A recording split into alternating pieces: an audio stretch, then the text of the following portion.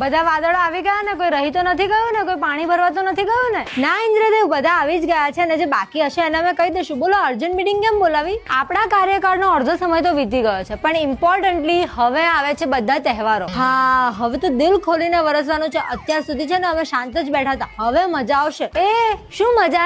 બધા તહેવારોમાં નથી વરસવાનું. કઈ ગાળો કોઈ તમને નહીં આપે, મને આપશે. ક્યારેય સાંભળ્યું વાદળોને કોઈએ ગાળો આપી? ગાળો કોને પડે? મેઘરાજાને. એટલે છે ને ક્યારેક ક્યારેક વરસવાનું, પરચો આપી દેવાનો કે ભાઈ વી ડુ એક્ઝિસ્ટ. ઠીક છે? હા ઇન્દ્રદેવ, તમારી વાત બરાબર છે. મેં મેઘરાજા ગણપતિના 10 દિવસમાં કહ્યું તો ખરી કે ક્યારેક ક્યારેક વરસવાનું. મારે છે ને ઉપરથી દેવોનું પ્રેશર આવે, એટલે અમારે સ્વર્ગમાં હળી મળીને રહેવાનું હોય, એટલે કહ્યું ને એટલું જ કરજો. વગર કામના દોડડાયા નહીં થતા, નહીતર મારે મહાદેવને જવાબ આપવો પડશે. ઓકે ઓકે ઓકે મેઘરાજા, સમજી ગયા. એટલે જો આડે ધડ વરસવાની ના પાડી છે તમને, પણ ગરજવાનું તો ખરું જ. ગરજવાની તમને છૂટ છે, તમારે જેટલું ગરજવું એટલું ગરજો. હા ને મેઘરાજા, આ નવરાત્રીનું શું કરવાનું છે? એક કામ કરીએ, ગુજરાતમાં છે ને 3-4 દિવસ, ખાલી 3-4 દિવસ છે ને ગરબા શરૂ થવાના હોય ને એની અડધો 1 કલાક પહેલા પડી જઈએ તો. અરે તમે આ ગુજરાતીઓને નથી જાણતા, છત્રી લઈને ને રેનકોટ પહેરીને ગરબા રમશે, એટલે વરસવાનો કોઈ ફાયદો નહીં થાય. છતાં તમને બહુ ઈચ્છા થાય વરસવાની તો વરસી જવાનું. પણ મેઘરાજા, ગીતો એવા વાગતા હોય ને કે વાદળડી વરસી રે, સરોવર છલી વળ્યા, તો અમને વરસવાનું મન ના થાય. અને પેલું ગીત છે ને, કાળી વાદળડી તુને, તો